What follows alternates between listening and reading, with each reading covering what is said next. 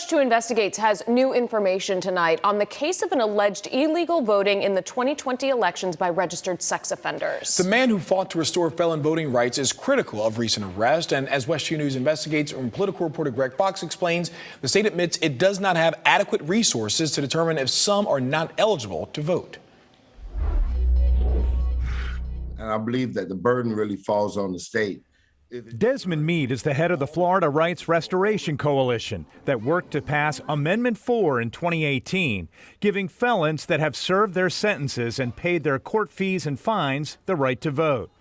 As you can see, Amendment 4 does not apply to those convicted of murder or sexual offenses. Alleging one count of unqualified elector willfully voting. But Christopher Moy, a registered sex offender, was arrested and charged last week for twice voting illegally in 2020.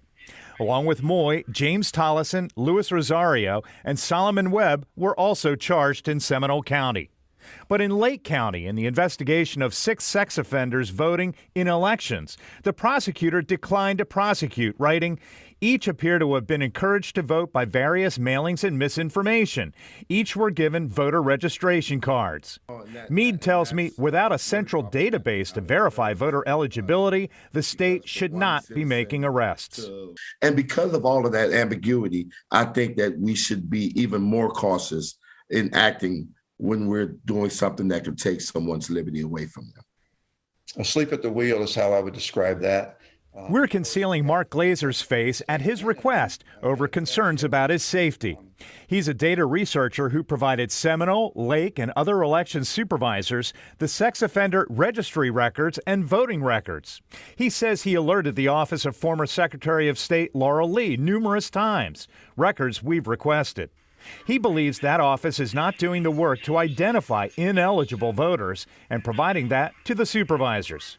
I feel very strongly that they were derelict in their duty, certainly overlooked this knowingly and have taken way too long to figure this out. A spokesman told us this is exactly the purpose and need for the new Office of Elections, Crimes and Security.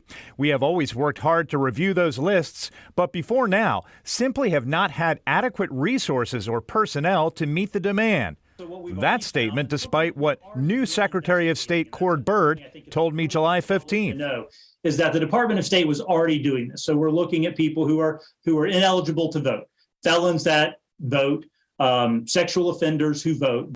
So far, neither State Attorney Phil Archer's office nor Seminole County Elections Supervisor Chris Anderson are commenting on the investigation of alleged illegal voting by these men. Greg Fox, WESH 2 News.